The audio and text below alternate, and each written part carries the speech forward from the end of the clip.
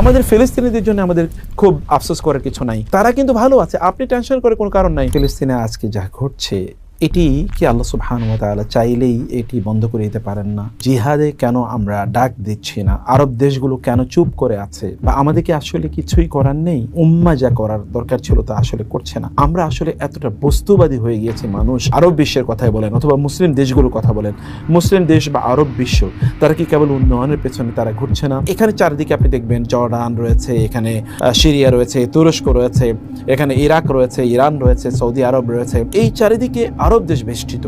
এই অঞ্চলটি তো থাকারই কথা না। আমরা কিছুই করতে পারছি না, আমাদের কান্না আসছে, আমরা খুবই মর্মাহত, আমরা দুর্বল। আপনি বলতে পারেন যে আমরা কি যুদ্ধে যেতে পারি না? আমরা তো কিছুই করতে পারছি না, তাদের জন্য না যুদ্ধ করতে পারছি, তাদের জন্য না আমরা সম্পদ ব্যয় করছি, না তাদের জন্য দোয়া করছি।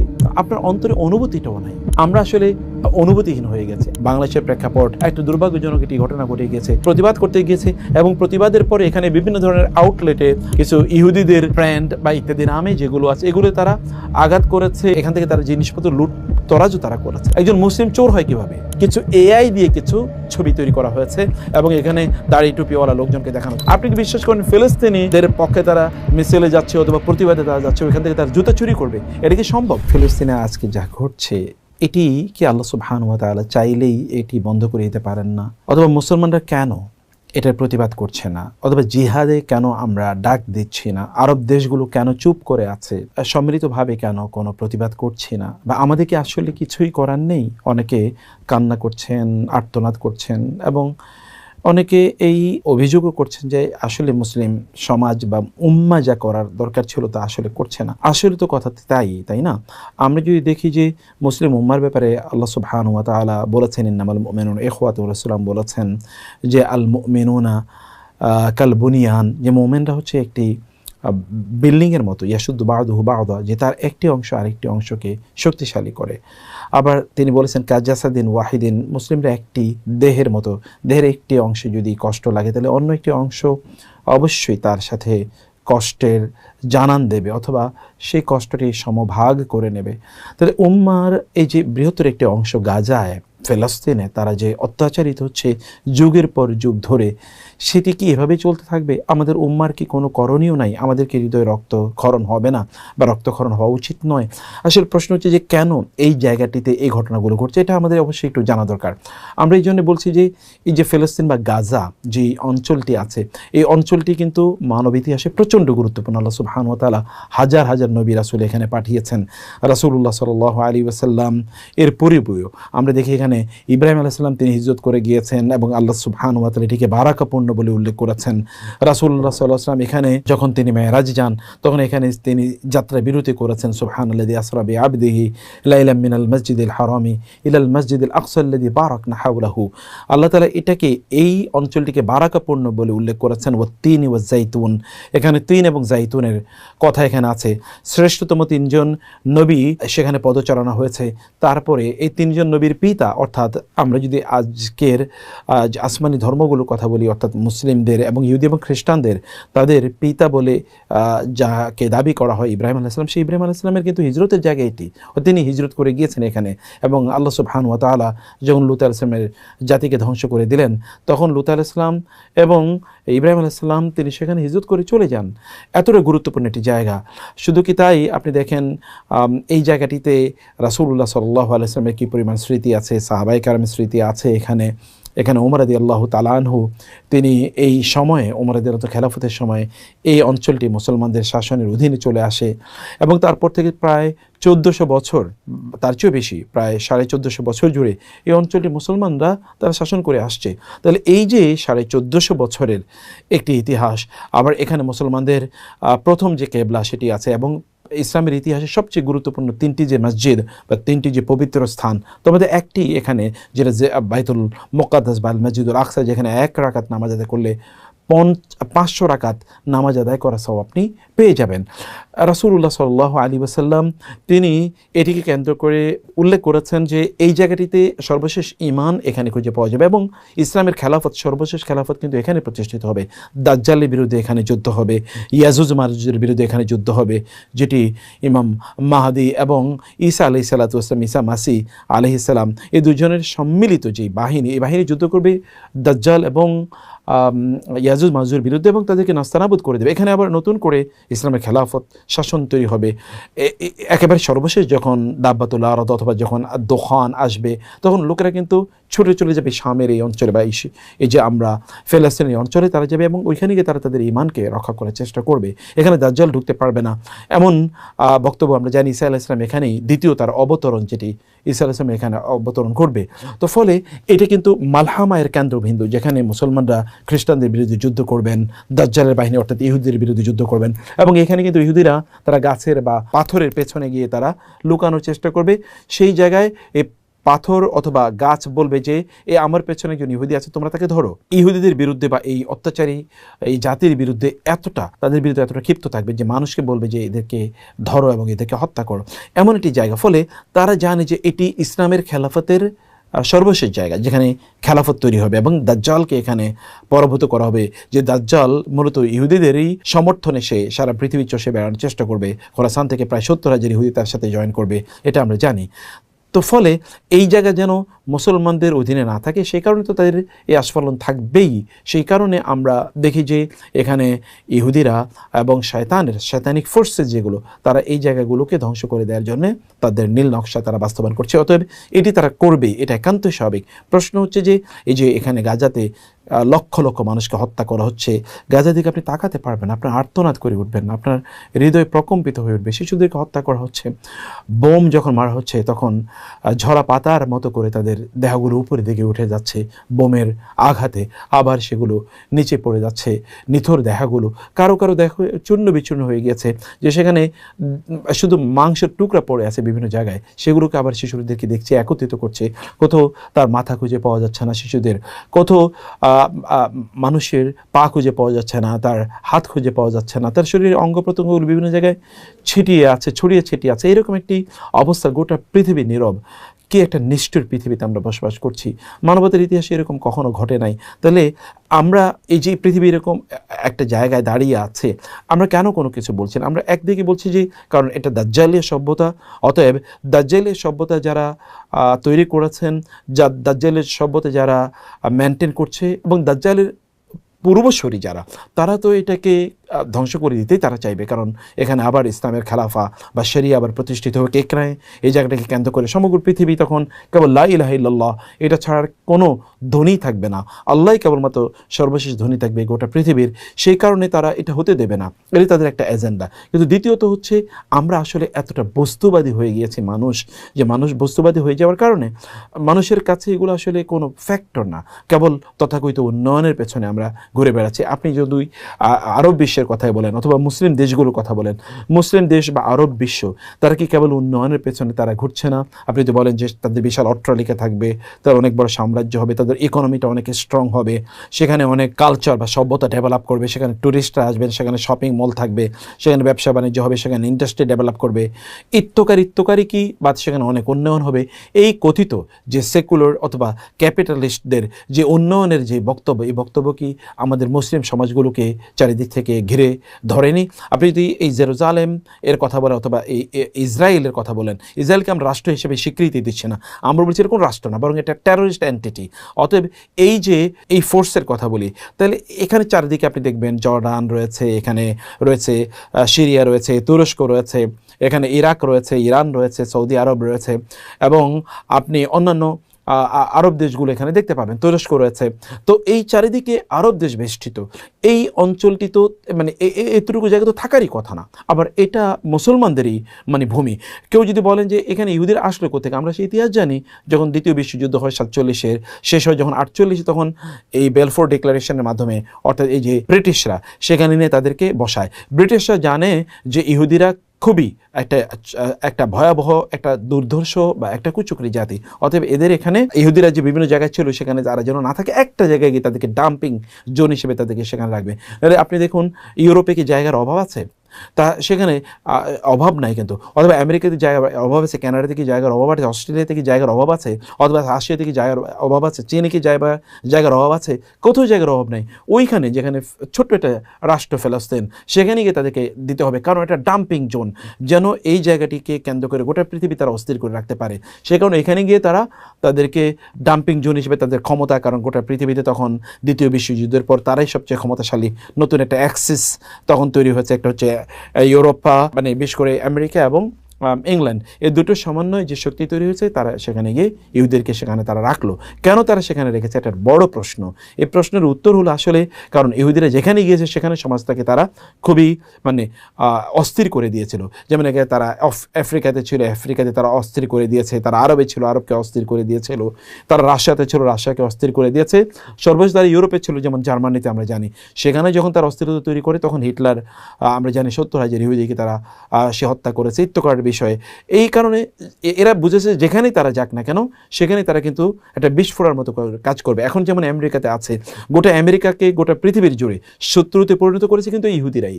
মানে আমরা যদি ইসরায়েল এবং ইসরায়েলের ব্যাকিংয়ে যে সকল ইহুদিরা আছে আমেরিকাতে, তারাই কিন্তু গোটা পৃথিবীকে মানে অস্থির করে দিয়েছে এবং সন্ত্রাসী রাষ্ট্র হিসেবে আমেরিকাকে মানে প্রতিষ্ঠিত করেছে ইহুদিরাই কিন্তু। তো ফলে যখন আপনার এই ব্রিটিশরা যখন দেখেছে যে এরা তো আসলে সত্যি করতে যেখানে থাকবে সেখানে তারা ডিস্টার্ব করবে, আর ইহুদিদের সাথে খ্রিস্টানদের দ্বন্দ্ব কিন্তু আজকের না, কারণ ইহুদিরাই কিন্তু ঈসা আলাইহিসসালামকে হত্যা করার জন্যে তারা মানে পরিকল্পনা করেছে, প্ল্যান করেছে, এবং তার দাবিও করে যে তারা ঈসা আলাইহিসসালামকে হত্যা করেছে। খ্রিস্টানরাই বিশ্বাস করে যে ঈসা আলাইহিসসালামকে তারা হত্যা করেছে। ফলে তাদের একটা শত্রুতা আছে, এই শত্রুতা কিন্তু তাদের আজন্ম। এই শত্রুতাকেই তারা মূলত ইহুদিদেরকে এমন একটা জায়গায় তারা রেখে দিয়েছে চারিদিকে তাদের মুসলিম বেষ্টিও থাকবে, তারা সেখানে নিরাপদ থাকতে পারবে না, অথবা তারা সেখানে মারামারি করবে, যুদ্ধ করবে, এবং এর মাধ্যমে তারাও অস্থির অবস্থায় থাকবে এবং চারিদিকেও তারা অস্থিরতা তৈরি করবে। এর মাধ্যমে ব্রিটিশ রুল যেটা ধরেন মারামারি লাগিয়ে দেবে এবং উপর থেকে তারা গোটা পৃথিবী নিয়ন্ত্রণ করবে। যেটা ধরেন আমাদের গ্রাম অঞ্চলে যেরকম দেখি যে দুষ্ট চক্র দুইজনের সাথে মারামারি লাগিয়ে দেয় এবং তখন তারা পেছন থেকে তারা কলকাঠি নাড়ে, তারা এদেরকে নিয়ন্ত্রণ করে বিভিন্ন সুযোগ সুবিধা নেয়। এবং এরও কিন্তু একই উদ্দেশ্যে এদেরকে দিয়ে ডাম্পিং জোনে তারা রেখেছে এবং গোটা অঞ্চলের মাধ্যমে গোটা পৃথিবীকে তারা অস্থির করে রেখেছে। এখন প্রশ্ন হলো যে আমরা আরবরা কেন করতে পারছি না? আমরা বলেছি যে আসলে বস্তুবাদ ঢুকে গিয়েছে, আমাদের সেখানে সাম্রাজ্য টিকিয়ে রাখতে হবে, এটা একটা ব্যাপার আছে। ইন্টারনাল আরেকটি বিষয় আছে, আসলে এখানে শিয়াদের একটা চক্রান্ত আছে, কারণ শিয়ারা কিন্তু ধরুন গোটা মিডল ইস্টটা তারা দখল করে নিতে চায়। ফলে তারা চায় যে ইহুদিদের সাথে অর্থাৎ ইসরায়েলের সাথে মুসলমানদের বা আরব বিশ্বের একটা যুদ্ধ যদি লাগে, যেমন 1967 যেরকম লেগেছিল, এবং আরবরা তখন তারা খুবই মানে মর্মান্তিকভাবে তারা সেখানে পরাজিত হয়েছে। অতএব এটা যদি আরেকবার যদি এরকম কোনো একটা যুদ্ধ হয়, তাহলে আরবরা যদি পরাজিত হয়, তাহলে আরবের এই গোটা অঞ্চলটা তখন মানে শিয়ারা তারা দখল করে নিতে পারবে, এরকম একটা নীল নকশা তাদের আছে। এটাও কিন্তু সত্য। কিন্তু তারপরেও কি আরবরা কি একত্রিত হবে না? তাদের ভাইদেরকে, তাদের বোনদেরকে, তাদের মা বাবাদেরকে এভাবে হত্যা করবে, তারা চোখ বন্ধ করে থাকবে? মুসলমানরা চোখ বন্ধ করে থাকবে না। আরবরা কি বা গোটা মুসলিম বিশ্ব কি ওআইসিটাকে শক্তিশালী করতে পারতো না? ন্যাটো শক্তিশালী, অথবা যদি ইউরোপিয়ান ইউনিয়নের কথা বলি সেটা শক্তিশালী, কিন্তু আরবদের এখানে প্রায় 59টি মুসলিম দেশ আছে। তো এই দেশগুলো মিলে কি আপনার একটি স্ট্রং ওআইসি হতে পারতো না? ওআইসি কি তারা ওআইসি থেকে রূপান্তরিত করেনি? সেখানে তাদের কেবলই নিজেদের উন্নয়ন, কিন্তু এটা যে একটা স্ট্রং একজন ব্যক্তিত্ব সেখানে নেতৃত্বে থাকবে আর সেটাকে তারা শক্তিশালী করবে, এটা কি তারা করতে পারতো না? তাদেরকে একটা ইউরোপিয়ান যেমন বা ন্যাটোর যেরকম একটা নিজস্ব আপনার বাহিনী আছে, অথবা ইউনাইটেড নেশন ইউএনের যেমন নিজস্ব বাহিনী তারা তৈরি করেছে, এরকম একটা বাহিনী তৈরি করতে পারতো না সমগ্র বিশ্বের মুসলিমদের থেকে যারা মুসলমানদের স্বার্থ রক্ষা করবে? এরকম সেনাবাহিনী তারা তৈরি করতো এবং এই সেনাবাহিনীকে তারা অর্থবৃত্ত দিয়ে তারা সাহায্য সহযোগিতা করতো। এখন আরব অথবা মুসলিম বিশ্বের সম্পদগুলো আপনি দেখবেন ইউরোপের বিভিন্ন ব্যাংকে সেগুলো জমা আছে। কেন মুসলমানদের উন্নয়নের জন্য কি তারা এটা করতে পারতো না? অথবা তারা বিভিন্ন দেশে গিয়ে তাদের অর্থ কেন ইনভেস্টমেন্ট করবে? তাদের নিজেদের দেশে গিয়ে তারা উন্নয়নের কাজ এখানে তারা করতে পারতো না? অন্য দেশে তাদের সম্পদগুলো সব তারা প্রিজার্ভ করে রেখে সেখানে তারা বিভিন্ন ধরনের তাদের আপনার উইন্টার অথবা তাদের সামার প্যালেস সেখানে তৈরি করছে, সেখানে গিয়ে তারা আনন্দ ফুর্তি করার জন্য যায়, অথবা সেখানে তারা সময় কাটানোর জন্য যায়, কিন্তু এগুলো তো তারা তাদের নিজেদের দেশের জন্য অথবা মুসলিম দেশগুলোকে শক্তিশালী করার জন্য মুসলিম দেশগুলোতে তাদের অর্থ তারা বিনিয়োগ করতে পারত। এগুলো আসলে করা হয়নি, অর্থাৎ দূরদর্শী লিডারশিপ এখানে তৈরি হয়নি। অধিকাংশ জায়গাগুলোতে পুতুল সরকারের মতো লোকেরা আছে যারা কেবল তাদের নিজের স্বার্থের কথাই চিন্তা করে, ফলে এখানে আসলে কোনো মুসলমানদের মধ্যে এরকম কোনো ঐক্য তৈরি হয়নি। এখন তাহলে আসলে কি অবস্থাটা কি এরকমই যাবে, মানে এভাবে কি চলতে থাকবে? না, এভাবে চলতে থাকবে না। আমাদেরকে বুঝতে হবে যে আপনি যদি একবার চিন্তা করেন যে বনী ইসরায়েলের কথাই চিন্তা করে দেখুন, ফেরাউন কি করেছে? সকল শিশুদেরকে হত্যা করার জন্য সে ডিক্লেয়ার করলো, বিশেষ করে ছেলে শিশুদেরকে হত্যা করার জন্য সে ডিক্লেয়ার করলো, কারণ তার কাছে এরকম একটি সংবাদ এসেছে বা সে স্বপ্নে দেখেছে একজন শিশুর জন্ম হবে, যে শিশুর মাধ্যমে তার সাম্রাজ্য তছনছ হয়ে যাবে। তখন সে সকল শিশুদেরকে হত্যা করার জন্য ডিক্লেয়ার করলো। আর এর মধ্যেই মুসা আলাইহিস সালাতু ওয়াস সালামের জন্ম হলো। মুসা আলাইহিস সালাতু ওয়াস সালাম যে বছর জন্ম নিয়েছেন সে বছর শিশুদেরকে হত্যার নির্দেশ দেওয়া হলো। মুসা আলাইহিস সালামের মাকে আল্লাহ সুবহানাহু ওয়া তাআলা নির্দেশ প্রদান করলেন, তোমার সন্তানকে একটি বক্সের মধ্যে ভর্তি করে, সিন্দুকের মধ্যে ভর্তি করে তাকে নীল নদে নিক্ষেপ করো, সমুদ্রে তাকে নিক্ষেপ করো। এবং মা তাই করলেন, তাকে সমুদ্রে নিক্ষেপ করলেন। আল্লাহ সুবহানাহু ওয়া তাআলা জানিয়ে দিলেন যে আমি তাকে প্রিজার্ভ করব এবং তোমার কাছে তাকে আমি ফিরিয়ে দেব, তাকে আমি নবী বানাবো। আল্লাহ মুসা আলাইহিস মাকে এ সংবাদ জানিয়ে দিলেন। এবং এই মুসা আলাইহিস সালাতু ওয়াস সালাম কিন্তু ফেরাউনের ঘরে লালিত পালিত হচ্ছেন। ফেরাউন তাকে মানে যেখানে তিনি বনী ইসরায়েলের সেখানে তিনি মানে কৃতদাস হিসেবে বড় হয়ে ওঠার কথা, তার জীবন যে কোনো সময় রিস্কের মুখে পড়ার কথা ছিল, সেখানে রাজপ্রাসাদে তিনি রাজপুতের মতো করে বড় হয়ে উঠছেন। এবং পরবর্তীতে আমরা জানি যে মুসা আলাইহিস সালামের হাতেই কিন্তু এই ফেরাউনের পতন হয়। ফেরাউন কিন্তু লোহিত সাগরে নিমজ্জিত হয়ে যায় তার দলবল সহ। অতএব আমরা যদি দেখি যে মুসা আলাইহিস সালাম এবং মুসা আলাইহিস সালামের জাতি অর্থাৎ বনী ইসরায়েল, তারা কিন্তু দীর্ঘদিন পর্যন্ত ফেরাউনের নিপীড়ন এবং নির্যাতনের মুখে তারা ছিল, কিন্তু আল্লাহ সুবহানাহু ওয়া তাআলা এর মাধ্যমে একটি পরিণতির দিকে ফেরাউন এবং ফেরাউনি গোষ্ঠীদেরকে এগিয়ে নিয়ে যান। আপনি গোটা পৃথিবীর দিকে যদি আপনি তাকান, আমাদের দেশ সহ, তাহলে আপনি দেখবেন যারা স্বৈরাচার, যারা মানুষের উপর জুলুম অত্যাচার করে, নিপীড়ন করে, এই সকল ব্যক্তি অথবা ফেরাউনের মতো করে যারা আচরণ করে, এই সকল ব্যক্তিরা কিন্তু আল্লাহ তাআলা তাদেরকে ফামাহিলিল কাফিরিনা আমহিলুম রুয়াইদা সানাস্তাদরিজুহুম মিন হাইসু লা ইয়ালামুন ওয়া উমলি লাহুম ইন্না কাইদি মাতিন। আল্লাহ তাআলা বলেন, আমি তাদের রশিটাকে একটু ঢিল দিয়ে দেই, একটু হালকা করে দেই, আর একটু ছেড়ে দেই, ওরা উঠতে থাকে, একটা সময় আমি তাদেরকে টান দেই। ইন্না বাতশা রাব্বিকা লাশাদীদ ইন্নাহু হুয়া ইউবিদু ওয়া ইউঈদ। আমি তাদেরকে টান দেই এবং তখন আর ওদেরকে বাঁচানোর মতো আর কেউ থাকে না, আমি তখন তাদেরকে ডুবিয়ে মারি। ঠিক এইরকম একটা পরিণতির দিকে কিন্তু এই জাতি যাচ্ছে। এই জাতি, এই ইহুদি জাতি এইরকম একটা পরিণতির দিকে যাচ্ছে। যেমনিভাবে মুসা আলাইহিস সালাতু ওয়াস সালামকে আমরা মনে করছি যে তাকে সমুদ্রে নিক্ষেপ করা হলো হত্যা করার, এবং সে কিন্তু নিহত হয়ে যাবে সমুদ্রে। না, আল্লাহ সুবহানাহু ওয়া তাআলা এর মাধ্যমে শক্তিশালী মুসাকে আল্লাহ তাআলা তৈরি করছেন।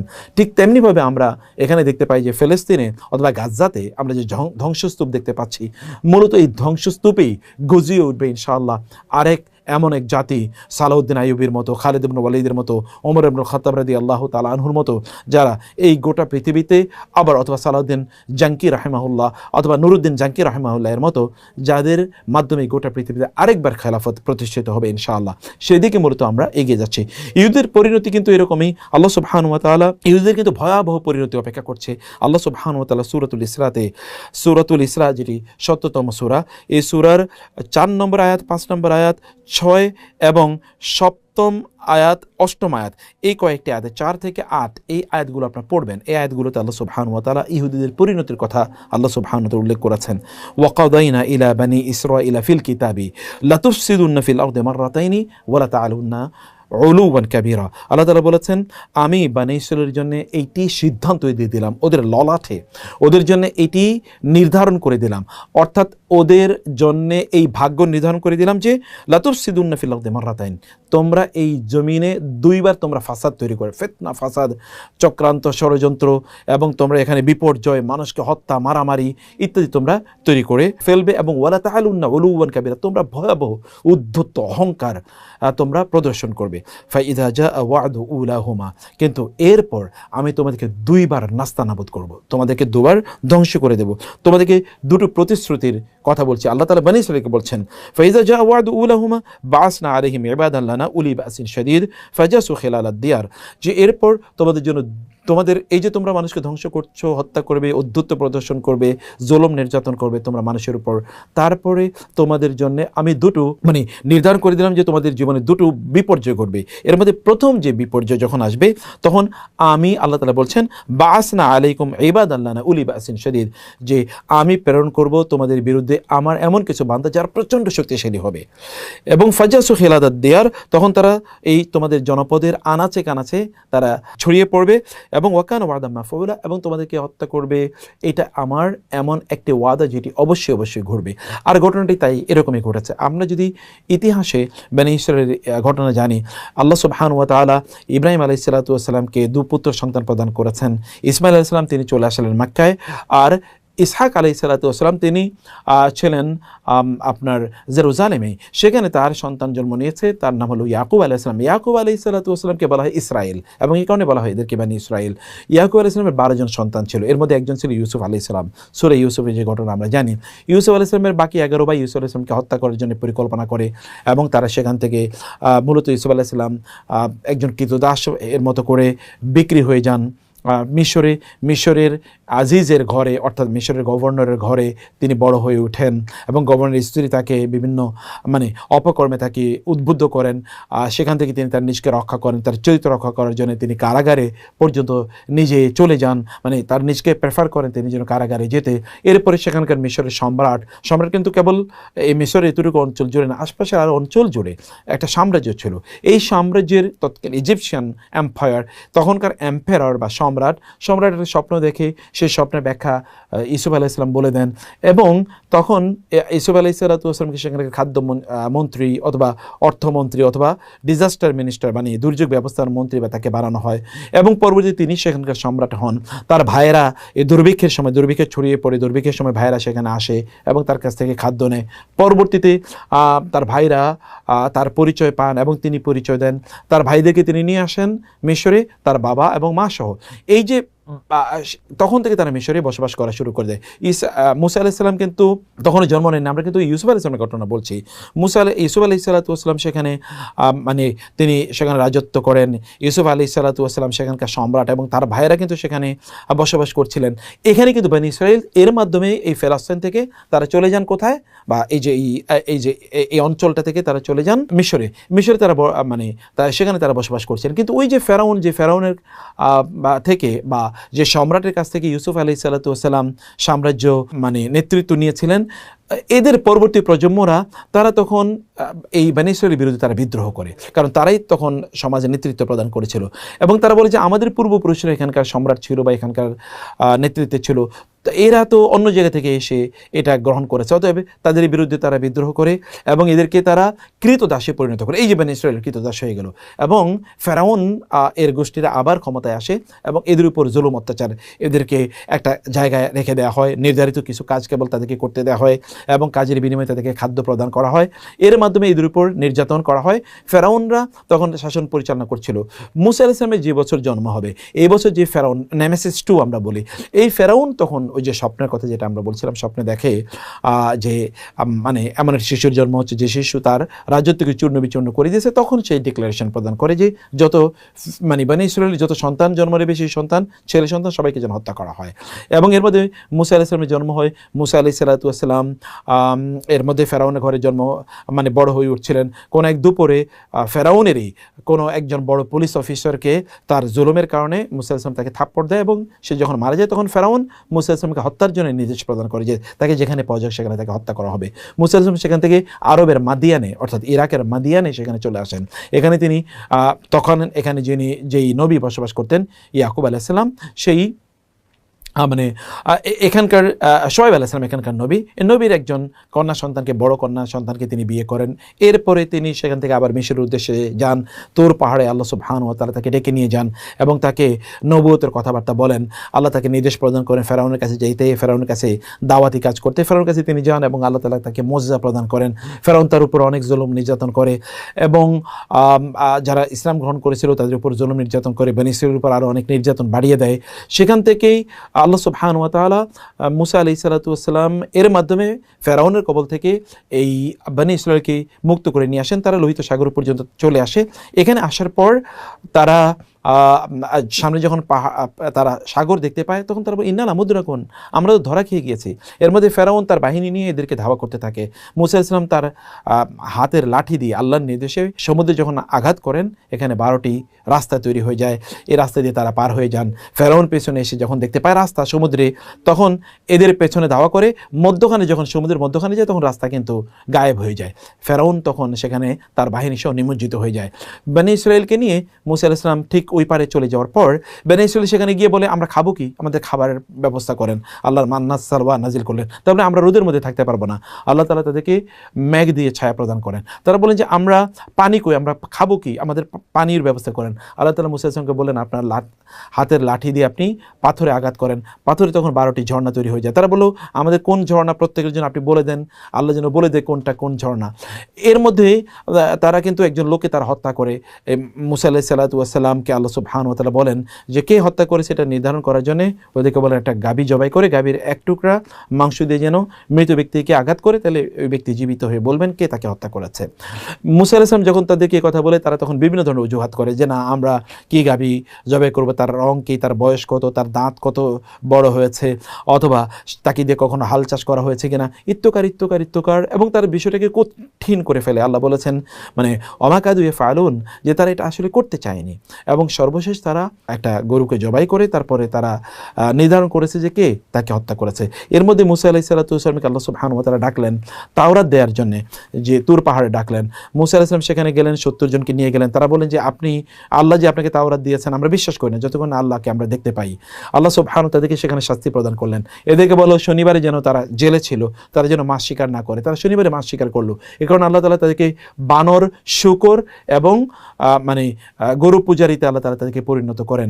মুসা আলাইহিস সালাম সেখানে ফিরে এসে যখন তিনি তুর পাহাড়ে গেলেন 40 দিন আল্লাহর সাথে সাক্ষাৎ করার জন্য, তিনি ফিরে এসে দেখেন এরা গরু পূজা শুরু করে দিয়েছে। মুসা আলাইহিস সালাম বলে তোমরা করেছো কি, মানে তোমরা কেন গরু পূজা শুরু করলে, মানে তাদের অবস্থা একটু দেখেন। এর মধ্যে মানে তারা বলেন যে আমরা আসমানি খাবার আর খাবো না, আমরা এমন একটা জনপদে যেতে চাই যেখানে আমরা নিজেরা উৎপাদন করে খাবো, জমিন থেকে উৎপাদিত খাবার খাবো। মানে আল্লাহ তাআলা বলেন আতাস্তাবদিলুনা আল্লাযী হুয়া আদনা বিল্লাযী হুয়া খায়র, মানে যেটা তোমাদের জন্য কল্যাণকর এটাকে বা উত্তম এটাকে বাদ দিয়ে তোমরা এই নিম্নমানের জিনিস খেতে চাও। তারপরও এই জমিনের উৎপাদিত মানে গম, যব, কাঁকড়, রসুন, পেঁয়াজ, ডাল এগুলো তারা খাবে, এগুলো দিয়ে তারা জীবনযাপন করবে, এগুলো তারা, কারণ তারা মিশরে এগুলো খেয়ে তারা অভ্যস্ত হয়েছিল। আসমানি খাবার, জান্নাতি খাবার তাদেরকে স্যুট করছিল না। এমত অবস্থায় তখন মুসা আলাইহিস সালাম বলে ঠিক আছে, আল্লাহ তাআলা বলেন উদখুল আরদাল মুকাদ্দাসা, এই যে পবিত্র নগরীতে তোমরা যাও। এই জেরুজালেমে মূলত তাদের আশা হচ্ছে, মানে একে মিশর থেকে কিন্তু আমরা এর আগে দেখেছি ইয়াকুব আলাইহিস সালাম তিনি এখান থেকে চলে গিয়েছেন মানে তার সন্তান এবং তার পরিবার পরিজন নিয়ে। এরপরে 1000 বছর অতিক্রান্ত হয়েছে। এরপরে ইয়াকুব মানে মুসা আলাইহিস সালাতু ওয়াস সালাম এবার তিনি জেরুজালেমে আসছেন এবং জেরুজালেমে ঢোকার জন্য তিনি তাদেরকে বললেন চলো সেখানে আমাদেরকে যেতে হবে, ওইখানে একটা বাহিনী আছে তারা খুবই দুর্ধর্ষ, তাদের বিরুদ্ধে তোমাদের যুদ্ধ করতে হবে। তারা বলে না আমরা যুদ্ধ করবো না, ইযহাব আনতা ওয়াকাতিল ইযহাব আনতা ওয়া রাব্বুকা ফাকাতিলা ইন্নাহুনা কায়িদুন, আপনি এবং আপনার রব মানে আল্লাহকে বলেন আপনি এবং আল্লাহ যুদ্ধ করে আমরা যেতে পারবো না। মানে ইসরায়েল বলছে কিন্তু মানে এই ইহুদিরা যে আমরা যাবো না, আপনি তাদেরকে বলেন আপনারা যান সেখানে যুদ্ধ করার জন্য। আল্লাহ সুবহানাহু ওয়া তাআলা তাদের এই কথা এতটা অসন্তুষ্ট হলেন যে এই 30 প্রান্তরে 40 বছর ওরা ঘুরে ঘুরে বেড়ালো। এর মধ্যে তাদের এই যে দুর্দর্শ মানে যেই জাতির খুবই বক্র বাঁকা, এই জাতি ধ্বংস হয়ে গেল। এই মানে জেনারেশন, নতুন জেনারেশন তৈরি হলো। নতুন জেনারেশনকে নিয়ে এবার তারা জেরুজালেমের দিকে গেলেন এবং সেখানে ইউশা বিন নুন মানে আলাইহিস সালাম তার নেতৃত্বে তারা জেরুজালেমে তারা প্রবেশ করলো। সেখানে এরপরেই তারা সেখানে থাকছিলেন। এই যে ধারাবাহিকতা, এই ধারাবাহিকতা সেখানে সুলাইমান আলাইহিস সালাম, দাউদ আলাইহিস সালাম এরা আসলেন। সুলাইমান আলাইহিস সালাম এবং দাউদ আলাইহিস সালামের আগমন কিন্তু এর মাধ্যমে ঘটে। সুলাইমান আলাইহিস সালাম এবং দাউদ আলাইহিস সালাম এরা এই জায়গায় 40 বছর, মানে এই যে ইউশা বিন নূনের কথা বলছি, তিনি 20 বছর, সুলাইমান এবং দাউদ আলাইহিস সালাম মানে 40 বছর 100 বছর তারা এখানে খুবই দুর্দান্ত প্রতাপের মাধ্যমে তারা এই অঞ্চলটা তারা শাসন করেন বা এখানে তারা থাকেন। কিন্তু সুলাইমান আলাইহিস সালামের মৃত্যুর পর তার 2 সন্তান, এই 2 সন্তান তারা জেরুজালেমকে 2টো ভাগে বিভক্ত করে নেয়। এটা হচ্ছে উত্তর জেরুজালেম, দক্ষিণ জেরুজালেম। উত্তর জেরুজালেমকে মানে বলা হতো মানে ইসরায়েল, এবং দক্ষিণ জেরুজালেমের নাম ছিল জুদাই। কিন্তু এই যে এই দুইজনের মধ্যে তখন তাদের মধ্যে জাতীয়তাবাদ তৈরি হয়, তাদের মধ্যে তখন সংস্কৃতি ধর্মের চেয়ে বা দিনের চেয়ে সংস্কৃতি তাদের মাঝে অনেক প্রভাবশালী বা শক্তিশালী হয়ে ওঠে। এই কারণে আল্লাহ সুবহানাহু ওয়া তাআলা এই যে এখানে যে আমরা আয়াতে বললাম যে আমার প্রথম শাস্তি যখন তোমাদের উপর আসলো, যেটি আল্লাহ সুবহানাহু ওয়া তাআলা বললেন ফাইজা জাআ ওয়া'দু উলাহুমা, পঞ্চম আয়াতে সূরা আল ইসরায়ে, যখন তোমাদের উপর আমার প্রথম ওয়াদা আসলো, তখন বাসনা আলাইকুম ইবাদান লানা উলি বাসিন শাদীদ ফাজাসু খিলালাদ দিয়ার, তখন আমাদের প্রচণ্ড শক্তিশালী, আল্লাহ বলছেন আমার প্রচণ্ড শক্তিশালী কিছু বান্দা তোমাদের বিরুদ্ধে পাঠালাম এবং আনাচে কানাচে ঘুরে তোমাদেরকে একেবারে শেষ করে দিল। এটা আসলে তৎকালীন ইরাকের, মানে তৎকালীন এটা ব্যাবিলন, আমরা বলছি তৎকালীন যে ব্যাবিলনের তৎকালীন সম্রাটের নাম ছিল বখতে নসর। হাদিসে এটা এসছে, বখতে নসরের খুবই প্রভাবশালী শক্তিশালী বাহিনী নিয়ে বখতে নসর এই জেরুজালেম আক্রমণ করে জেরুজালেমের এখানকার প্রায় তখন 6 লক্ষর মতো তাদের, মানে 12 লক্ষ লোকের মতো ছিল। 12 লক্ষর মধ্যে 6 লক্ষ হত্যা করে আর বাকি 6 লক্ষ বেঁধে ক্রীতদাস হিসেবে নিয়ে যায়, ইরাকে নিয়ে যাবে, বেবিলনে নিয়ে যায় এবং তাদেরকে সেখানে মানে করতে থাকে। এর মধ্যে বহু বছর অতিক্রান্ত হয়। এর মধ্যে আপনি ইরান কেন্দ্রিক যেই সাসানিদ এম্পায়ার বলা হয় বা পার্সিয়ান এম্পায়ার, পারস্য সম্রাট তখন ছিল সাইরাস দ্য গ্রেট। মূলত এদের বিরুদ্ধে, মানে এই বখতে নসরের বিরুদ্ধে যুদ্ধ করে, মানে আপনার ব্যাবিলনিয়ান সাম্রাজ্যের বিরুদ্ধে যুদ্ধ করে এবং ব্যাবিলনিয়ান সাম্রাজ্যের পতন ঘটায়, সেখানে ওই অঞ্চলটা দখল করে নিয়ে যায়। তখন তাদের এই যে সাসানিদ এম্পায়ার বা পার্সিয়ান রাজত্ব, এটাকে অনেক বড় সাম্রাজ্য, অনেক বড় করে, এবং এখানে যে ইহুদিরা ছিল এদেরকে ওইখানে কৃত দাসত্ব থেকে তাদেরকে মুক্তি দেয় এবং বলে যে তোমাদের দেশে তোমরা চলে যাও। ইহুদিরা আবার তৃতীয়বারের মতো, বা এই বনী ইসরাইল তৃতীয়বারের মতো তারা ইয়েতে চলে আসে, এই যে ইসরায়েলে চলে আসে এবং এখানে তারা অবস্থান করতে থাকে। এর মধ্যেই তারা আবার তাদের মধ্যে গান, বাদ্য, সিনেমা, মানে যদি আমরা বলি যেমন ধরনের সংস্কৃতি অথবা জাদু, বিভিন্ন ধরনের কুসংস্কার ইত্যাদি তাদের মধ্যে আবার মাথা চাড়া দিয়ে ওঠার কারণে তারা মূলত এগুলো নিয়ে অনেক ব্যস্ত হয়ে পড়ে। অনেক ব্যস্ত হয়ে যাওয়ার প্রাক্কালে এই সময় সাইপ্রাসের, মানে তৎকালীন সাইপ্রাস যদি আমরা বলি গ্রিসের তখন সম্রাট তাদের বিরুদ্ধে আক্রমণ করে এবং আক্রমণ করে তাদের 1.5 লক্ষ লোককে হত্যা করে, বাকিদেরকে এখান থেকে তারা তাড়িয়ে দেয়। এটা প্রথম, যেটা আমরা বলছি এটাকে তারা বলে প্রথম ডায়াসপারা, যদি আপনি গুগলে সার্চ দেন। দ্বিতীয়টা হচ্ছে দ্বিতীয় ডায়াসপারা, এবং এরপরে যে এখান থেকে তাদেরকে বিতাড়ন করা হয়, এই বিতাড়নই কিন্তু চলতে থাকে। এটা হচ্ছে ঈসা আলাইহিস সালামের জন্মের প্রায় 70 বছর পর। কিন্তু আপনি জানেন যে এর মধ্যে যখন তারা দ্বিতীয়বার যখন জেরুজালেমে তারা যায়, ঈসা আলাইহিস সালামের জন্মের মধ্যে হয়। ঈসা আলাইহিস সালামকে তারা মানে সন্তান হিসেবে তারা নাউযুবিল্লাহি মিন যালিক তারা দাবি করে এবং তাকে তারা হত্যা করতে চায়। মারিয়াম আলাইহিস সালামের বিরুদ্ধে তারা বিভিন্ন ধরনের কুৎসালোচনা করে এবং ঈসা আলাইহিস সালামের প্রতি যারা ঈমান এনেছে তাদেরকে তারা হত্যা করে। ইহুদিরা তারা ব্যাপক পরিমাণে তাদেরকে হত্যা করে। ফলশ্রুতিতে যখন খ্রিস্টানরা একটু প্রভাবশালী হয়ে ওঠে, মানে ইউরোপের সম্রাট যখন খ্রিস্টান ধর্ম গ্রহণ করে, তখন ইহুদিদের উপর এরা অত্যাচারী, সাইপ্রাস বা গ্রিসের সম্রাটের কথা বলছি, এরা তখন তাদের উপর আক্রমণ করে তাদের 1.5 লক্ষকে হত্যা করে বাকিদেরকে এখান থেকে তাড়িয়ে দেয়। এবং তখন তারা বিভিন্ন জায়গায় ছড়িয়ে ছিটিয়ে পড়ে একদল চলে আসে তারা মানে মদিনায়, যেটা আমরা জানি তৎকালীন ইয়াসরেব, রাসূল সাল্লাল্লাহু আলাইহি ওয়াসাল্লামের আগমনের পূর্বে মদিনায় তারা যায়।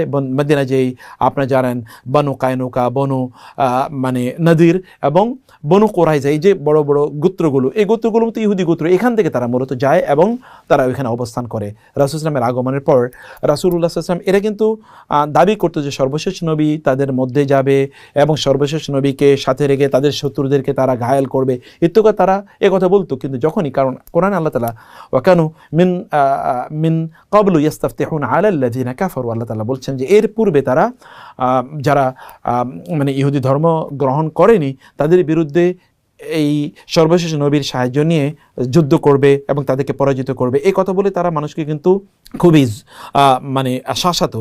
যখনই সর্বশেষ নবীর আগমন ঘটে তাদের বংশে কেন এই নবী আসলো না, এ কারণে তারা এই নবীকে প্রত্যাখ্যান করে এবং বিভিন্ন ধরনের চক্রান্ত ষড়যন্ত্র, রাসূলকে 6 বার হত্যা করার জন্য তারা বিভিন্নভাবে তারা প্ল্যান করে। সর্বশেষ রাসূল সাল্লাল্লাহু আলাইহি ওয়াসাল্লাম তাদেরকে মদিনা থেকে বের করে দেন, তাদের উপর কোনো শাস্তিমূলক ব্যবস্থা নেয়নি, তাদেরকে মদিনা থেকে বের করে দেন, খায়বরে তাদেরকে পাঠান। খায়বরে তারা গিয়ে আবার মুসলমানদের বিরুদ্ধে চক্রান্ত করে রাসূল তাদের খায়বরে তারা বিজয় করেন এবং তাদের সাথে চুক্তি করেন তারা আর কোনো মানে অন্যায় করতে পারবে না। কিন্তু ওমর রাদিয়াল্লাহু তাআলা যুগে এসে ওমর রাদিয়াল্লাহু দেখলেন যে না, এরা এই জাজিরাতুল আরবে আরও তারা বিভিন্ন ধরনের প্রবলেম তারা তৈরি করছে। ফলে ওমর রাদিয়াল্লাহু তাদেরকে জাজিরাতুল আরব থেকে তাদেরকে বের করে দেন। এরপর তারা বিভিন্ন জায়গায় ছড়িয়ে পড়ে। তারা কখনো আফ্রিকাতে যায়, সেখানে গিয়ে অন্যায় করলে আফ্রিকাতে তাদেরকে বের করে দেওয়া হয়। তারা যায় সিরিয়া, মানে আজকের যে আমরা রাশিয়ার অঞ্চল বলছি, রাশিয়ার অঞ্চলে যায়। এই রাশিয়ার অঞ্চলে গিয়ে তারা যখন এখানে বিভিন্ন ধরনের প্রবলেম তৈরি করে, রাশিয়া থেকে তাদেরকে বের করে দেওয়া হয়। ফলে তারা আসে ইউরোপের যে জার্মানে যখন তারা বিভিন্ন ধরনের অন্যায় অত্যাচার করা শুরু করে দেয়, বিভিন্ন ধরনের চক্রান্ত ষড়যন্ত্র সমাজকে অস্থিতিশীল করে দেয়, যেমন এখনকার আমেরিকাকে তারা করে দিচ্ছে, ঠিক তখনই হিটলার এটা বুঝতে পেরে তারপরে তাদের এত বিশাল একটা সংখ্যকে তারা হিটলার হত্যা করে এবং বাকিরা বেঁচে তারা চলে যায়। ধরুন আজকের যেটা আমরা বলছি যে আমেরিকাতে এবং ইউরোপের বিভিন্ন অঞ্চলে তারা ছড়িয়ে ছিটিয়ে পড়ে। এই হচ্ছে ইহুদিদের তাদের পরিস্থিতি। অতএব এদের ইতিহাস হচ্ছে অবাধ্যতার ইতিহাস, গোটা ইতিহাস অবাধ্যতার। নবীর বিরুদ্ধে অবাধ্যতা করেছে, আল্লাহর বিরুদ্ধে অবাধ্যতা করেছে। আল্লাহ তাআলা কখনো ওয়াজাল্লালনা আলাইকুমুল গামামা, আল্লাহ তাআলা বলেছেন যে আমি তাদের মেঘ দিয়ে তাদেরকে ছায়া দিয়েছি, আরও কত কিছু। কিন্তু আল্লাহ তাআলা বললেন যে আমি তাদের উপর তুর পাহাড়কে তাদের উপর এরকম ধরেছি এবং তাদেরকে বলেছি যে তোমরা আমার যে প্রতিশ্রুতি তোমরা পূর্ণ করো, আদারওয়াইজ তোমাদের উপর তুর পাহাড়কে ফেলে দেওয়া হবে। মানে পাহাড় তাদের উপর তুলে তাদের কাছ থেকে ওয়াদা নিতে হয়েছে আল্লাহ সুবহানাহু ওয়া তাআলা। এইরকম একটা দুর্দর্শ জাতি। এই অন্যায়, এই অপরাধ তারা অব্যাহতভাবে তারা করে গিয়েছে আল্লাহর বিরুদ্ধে, আল্লাহর নবীদের বিরুদ্ধে। সর্বশেষ রাসূলকে হত্যা করার জন্য তারা এটা করেছে এবং আমরা দেখি যে তারা ঈসা আলাইহিস সালামকে হত্যার তারা দাবি করেছে। আল্লাহ তাআলা বলেছেন ওমা কাতালুহু ওয়া মা সালাবুহু ওয়ালাকিন শুববিহা লাহুম, এবং তারা অসংখ্য নবীকে তারা হত্যা করেছে। ওয়াকাতলিহিমুল আম্বিয়া বিগয়রি হক লিমা, মানে তাহলে তোমরা, আল্লাহ তাআলা বলছেন যে তোমরা যে এই কথা সত্য বলে থাকো, তাহলে তোমরা কেন এর পূর্বে অনেক নবীকে তোমরা কেন হত্যা করেছো? তারা জাকিয়া আলাইহিস সালামকে হত্যা করেছে, গাছের সাথে তাকে করাত দিয়ে হত্যা করে ফেলেছে। ইয়াহিয়া আলাইহিস সালামকে তারা কল্লা দ্বিখণ্ডিত করে একজন নারীকে উপহার দিয়েছে তার, মানে এই যে তার মাথা। মানে আপনি দেখেন নবীদেরকে তারা কিভাবে হত্যা করেছে। আর আমরা কোরআনের পাতায় পাতায় দেখতে পাই তারা কি পরিমাণ অন্যায় করেছে, তাদের ধর্মগ্রন্থকে তারা বিকৃত করেছে। এই যে অন্যায় এবং অত্যাচারের ইতিহাস হচ্ছে ইহুদিদের, এই ইতিহাস তাদের অব্যাহত থাকবে। সর্বশেষ তাদের পতন ঘটবে ইমাম মাহদীর হাতে এবং দাজ্জালের বিরুদ্ধে যুদ্ধ হবে। দাজ্জালের পক্ষে তারা যুদ্ধ করবে ইমাম মাহদীর বিরুদ্ধে এবং ইমাম মাহদী তাদেরকে একেবারে শেষ করে দেবেন, নাস্তানাবুদ করে দেবেন। এতটুকু পর্যন্ত এরা চলতে থাকবে, সেটা তাদের সর্বশেষ ইতিহাস। অতদিন পর্যন্ত এই জুলুম এবং নির্যাতন চলতে থাকবে। এখন প্রশ্ন হচ্ছে যে তাহলে কি আমরা এরকম জুলুম এবং নির্যাতনের মুখে আমরা থাকবো না? আল্লাহ তাআলা বলেছেন সর্বশেষ আমরা যেই আয়াতটি বলছি, আল্লাহ তাআলা বললেন আসা রব্বুকুম আন ইয়ারহামাকুম ওয়া ইন উদতুম উদনা, আল্লাহ তোমাদেরকে অনুগ্রহ করবেন, আর তোমরা যদি আগের পাপে ফিরে যাও তাহলে আমরাও তোমাদের আগের মতো করে শাস্তি প্রদান করব। ওয়া জাআলনা জাহান্নামা লিল কাফিরিন হাসিরা, সর্বশেষ জাহান্নাম হবে তোমাদের একমাত্র তোমাদের কয়েদখানা, যেখানে তোমাদেরকে বন্দি করে রাখা হবে জাহান্নামে। আল্লাহ তাআলা বলছেন তার মানে ওরাই অন্যায় করবে, বারবার এই অন্যায়ের ভোগ তাদেরকে করতে হবে। যেমন দ্বিতীয় বিশ্বযুদ্ধের আগে আমরা দেখেছি হিটলার যেটা করেছে, এরকম ঘটনাও তাদের ঘটবেই। এরকম শুধু নাই, আমরা বলেছি যে যেমন এর আগে বখতে নাসরের কথা বলেছি, বখতে নাসর করেছে। আমরা বলেছি যে এরপর করেছে যে আপনার মানে তৎকালীন রোমানরা বা তৎকালীন যদি আমরা সাইপ্রাসের বা গ্রিকের এরা করেছে, এটা আমরা বলেছি। এরপরে তাদেরকে করেছে হচ্ছে মানে আফ্রিকানরা, এরপর রাশিয়ানরা করেছে, এরপর ইউরোপিয়ানরা, জার্মানিজরা করেছে। এই আমেরিকানরা একই কাহিনী ওদের জন্য করবে, কারণ আপনারা গোটা আমেরিকা জুড়ে দেখেছেন কী পরিমাণ বিক্ষোভ হচ্ছে, লোকেরা খুবই বিক্ষুব্ধ এদের বিরুদ্ধে। কিন্তু কিছু ধনকুবের রাজনীতিবিদ অথবা যারা ধরুন মানে খুবই প্রভাবশালী, যারা মিডিয়া কন্ট্রোল করে, এই সকল ব্যক্তিরা ইহুদিদের পক্ষে অথবা এরা নিজেরা ইহুদি, ফলশ্রুতিতে এরা টিকে যাচ্ছে। আদারওয়াইজ এই আমেরিকান সমাজ এদের বিরুদ্ধে অবশ্যই, কারণ ইতিহাস আল্লাহ তাআলা বলছেন ওয়াইন উদতুম উদনা, তোমরা যখন অন্যায় করবে আমরা তখন তোমাদের বিরুদ্ধে এরকম শাস্তি দেওয়ার জন্য এরকম বাহিনী আমি পাঠিয়ে দেবো। আল্লাহ তাআলা এরকম ব্যবস্থা করবে নেই। এবং সর্বশেষ আমরা জানি যেটি ঘটবে ইমাম মাহদী এর মাধ্যমে। এখন প্রশ্ন হচ্ছে আমাদের আসলে করণীয় কি? আমরা আসলে কী করছি? আমাদের হৃদয় রক্তক্ষরণ হচ্ছে, আমরা কিছুই করতে পারছি না, আমাদের কান্না আসছে, আমরা খুবই মর্মাহত, আমরা মানে আমরা দুর্বল। আপনি বলতে পারেন যে আমরা কি যুদ্ধে যেতে পারি না? না, আসলে এখনকার এই সময়ে আপনি তো দেশের বর্ডারে ক্রস করতে পারবেন না, যুদ্ধ করবেন কীভাবে? অতএব এখানে সম্মিলিত যারা মুসলিম রাষ্ট্রগুলো পরিচালনা করছেন তাদের দায় এবং তাদের দায়িত্ব। আমাদের ফিলিস্তিনিদের জন্য আমাদের খুব আফসোস করার কিছু নাই। তারা যখন মারা যায় তখন তারা শহীদ হয়ে যায় এবং আল্লাহ তাআলা বলেছেন লিমা তাকুলুনা, কেন তোমরা লা তাকুলু লিমা ইউকতালু ফি সাবিলিল্লাহি আমওয়াত বাল আহইয়াউন ইনদা রাব্বিহিম ইরযাকুন ফারিহিনা বিমা আতাহুমুল্লাহু মিন ফাদলি। আল্লাহ তাদেরকে যে সম্মান এবং অনুগ্রহ প্রদান করছেন এই কারণে তারা খুবই আনন্দিত। তারা কিন্তু ভালো আছে, আপনি টেনশন করে কোনো কারণ নাই। তারা মৃত্যুর সাথে সাথে তারা কিন্তু জান্নাতের পাখিতে রূপান্তরিত হচ্ছে। আল্লাহ তাআলা বলছেন যে তারা ফারিহিনা বিমা আতাহুমুল্লাহ, তারা কিন্তু জীবন দিয়েছে আল্লাহর জন্য এবং আল্লাহ তাআলা তাদেরকে চিরস্থায়ী জীবন প্রদান করছেন। আল্লাহর রাস্তায় যেহেতু শহীদ হয়েছে আল্লাহ তাআলা তাদেরকে চিরস্থায়ীভাবে জীবিত রাখবেন আল্লাহ তাআলা এবং তাদেরকে জান্নাতের ফল নেয়ামত তাদেরকে আল্লাহ তাআলা খেতে দিচ্ছেন, জান্নাতের নেয়ামত তারা ভোগ করছেন।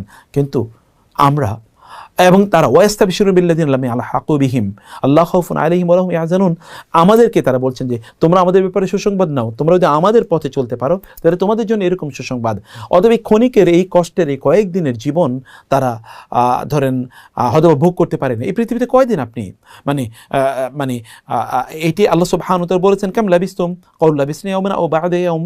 আল্লাহ সুবহানাহু ওয়া তাআলা কোরআনে কখনো কখনো বলেছেন লোকজনকে যখন প্রশ্ন করা হবে তোমরা পৃথিবীতে কয়দিন ছিলা, তারা বলবে একদিন অথবা আধা দিন, অথবা বলবেন বকরাতাম ওয়া আশিয়া, এক সন্ধ্যা বা এক সকাল। আপনি তো আখিরাতের তুলনায় এই দুনিয়াটি এত কম যে আপনি একটি ঘরে এক দরজা দিয়ে ঢুকে আরেক দরজা দিয়ে বের হতে যতটুকু সময় লাগে অতটুকু সময়। এবং এ কারণে আমরা জানি রাসূলুল্লাহ বলেছেন এই দুনিয়াটি এটা তুমি এমনভাবে মানে দুনিয়াতে চলো কান্নাকা গারিবুন আও আবিরু সাবিল, যেন তুমি এখানে একজন মানে কোনো আগন্তুক, কোনো একটা জায়গায় আপনি গিয়েছেন, কোনো একটা কাজে আপনি সেখান থেকে চলে আসছেন, অথবা কোনো একটা জায়গা দিয়ে আপনি যাচ্ছেন, কোনো অন্য কোথাও যাবেন, এই যাওয়ার সময় পথটা অতিক্রম আপনি করছেন, আপনি কেবল একজন পথিক, একজন আগন্তুক, একজন স্ট্রেঞ্জার, একজন নতুন লোক একটা জায়গায় এসেছেন, এখান থেকে আপনি চলে যাবেন, এতটুকুই দুনিয়াতে। অতএব আমার এই দুনিয়ায় আমি কি পেলাম না সেটি হিসাব নিকাশের বিষয় নয়। তারা অনেক কিছু হয়তো বা পায়নি, কিন্তু আল্লাহ সুবহানাহু ওয়া তাআলা জান্নাতে তাদের জন্য অনেক বেশি ব্যবস্থা করে রেখেছেন। আমরা কি জবাবদিহি করবো বলেন? আমরা তো কিছুই করতে পারছি না, তাদের জন্য না যুদ্ধ করতে পারছি, তাদের জন্য না আমরা সম্পদ ব্যয় করছি, না তাদের জন্য দোয়া করছি। আপনি তো দোয়া করছেন না, দোয়া করার সম্পদ ব্যয় করছেন না, দোয়া করছেন না, আপনার অন্তরে অনুভূতিটাও নাই। কারণ আমরা আসলে অনুভূতিহীন হয়ে গেছি, আমরা একেবারে মানে এমন হচ্ছে যে অবশ হয়ে গেছে আমরা, আমাদের হৃদয়ে কোনো অনুভূতি নাই। চলুন আমরা তাদের জন্য দোয়া করি আল্লাহর কাছে, আমরা বলি যে আল্লাহ তুমি তাদেরকে কমপক্ষে কিয়ামতের দিন বলতে পারবেন আল্লাহ আমি তো এতটুকু করেছি, আমার সামর্থ্য অনুসারে আমি তাদের জন্য দোয়া করেছি, চোখের পানি ফেলেছি, আমি যদি কোনো এমন কোনো সুযোগ পাই তাহলে তাদের জন্য আমি ব্যয় করার চেষ্টা করেছি, তাই না? কমপক্ষে আপনি তাদের জন্য প্রতিবাদে অংশগ্রহণ করেছেন, এতটুকু করুন, প্রতিবাদে অংশগ্রহণ করুন। এখন এর মধ্যে একটা প্রতিবাদে করতে গিয়ে আপনি জানেন যে বাংলাদেশের প্রেক্ষাপট একটা দুর্ভাগ্যজনক একটি ঘটনা ঘটে গিয়েছে কয়েকদিন আগে, আমরা যে প্রতিবাদের বিষয়টি দেখলাম, যে প্রতিবাদ করতে গিয়েছে এবং প্রতিবাদের পরে এখানে বিভিন্ন ধরনের আউটলেটে মানে কথিত কিছু ইহুদিদের ব্র্যান্ড বা ইত্যাদি নামে যেগুলো আছে এগুলো তারা আঘাত করেছে। বাংলাদেশে KFC অথবা ধরুন বাটা বা এরকম কিছু জায়গায় তারা আক্রমণ করেছে এবং অথবা পিৎজা হাট, এখান থেকে তারা জিনিসপত্র লুট তরাজু তারা করেছে। আমরা বলছি ভাই, এক নম্বর কথা হচ্ছে যারা এই কাজগুলো করেছেন তারা কুচক্রী, তারা চক্রান্তকারী, তারা ষড়যন্ত্রকারী এবং তারা কোনো অবস্থায় তারা ইসলামের যে বেসিক ডেফিনেশন আছে এই ডেফিনেশনে তারা পড়ে না। একজন মুসলিম চোর হয় কীভাবে? ওয়ালা ইয়াসরিকু সারিকু হিনা ইয়াসরিকু হুয়া মুমিনান, রাসূলুল্লাহ বলেছেন একজন চোর ঈমান থাকা অবস্থায় চুরি করতে পারে না, অথবা যে চুরি করে তার ঈমান থাকে না, অথবা যখন চুরি করে তখন তার ঈমান তার কাছ থেকে চলে যায়। অতএব এই চোর তো ঈমানদার হতে পারে না, তাই না? অতএব এগুলো কোনো না কোনোভাবে কুচক্রী মহল। আবার আরেকটা বিষয় আমরা দেখতে পাচ্ছি যে এখানে তৌহিদি জনতা অথবা ধরেন ইসলাম প্র্যাকটিস করে এরকম লোকজনের উপর এটাকে চাপিয়ে দেওয়ার জন্য কিছু AI দিয়ে কিছু ছবি তৈরি করা হয়েছে এবং এখানে দাড়ি টুপিওয়ালা লোকজনকে দেখানো হচ্ছে। এগুলো পুরোটাই হচ্ছে একটা বিশাল একটা ষড়যন্ত্র বা চক্রান্তের অংশ। কারণ আপনি জানেন এই সময় বাংলাদেশে বিশ্বের বিভিন্ন দেশের বড় বড় ইনভেস্টররা তারা এসেছেন, ইনভেস্টমেন্ট সামিট এখানে হচ্ছে, যেন বাংলাদেশ যেন একটা ব্যর্থ রাষ্ট্রে পরিণত হয়, অথবা যাদের বিভিন্ন এজেন্ডা আছে বাংলাদেশ নিয়ে অথবা বর্তমান অবস্থা নিয়ে যাদের এজেন্ডা আছে তারা এটাকে কোনো অবস্থায় হতে দিতে চায় না। এই কারণে তারা বিভিন্ন আউটলেটে বাটার অথবা ধরেন ইত্যাদি শোরুমে তারা আক্রমণ করে, শোরুম করে ওখানে তারা জুতা নিয়ে যায়। আপনি কি বিশ্বাস করেন ফিলিস্তিনি মানে দের পক্ষে তারা মিছিলে যাচ্ছে অথবা প্রতিবাদে তারা যাচ্ছে, ওইখান থেকে তারা জুতা চুরি করবে, এটা কি সম্ভব? তার মানে এদের এজেন্ডা ছিল। আপনি যখন এক জায়গায় বিশাল একটা বাহিনী যখন যাবে, তখন সেখানে কে ঢুকছে কে ঢুকছে না আপনি তো জানেন না, তাই না? তো ফলে একটা সংঘবদ্ধ 20 জন 50 জন একটা গ্রুপ তো ঢুকে যেতে পারে, যারা ধরুন এজেন্ডাওয়ালা অথবা যাদের চক্রান্ত আছে, যাদের বড় ইস্যু আছে বাংলাদেশ কেন্দ্রিক। বাংলাদেশে আপনি 10,000 20,000 1 লাখ টাকা খরচ করলে এরকম একটা বাহিনী আপনি তৈরি করতে পারেন। অতএব এরকম একটা বাহিনী এই কাজগুলো করেছে। আমরা এক নম্বর তীব্র নিন্দা জানাচ্ছি।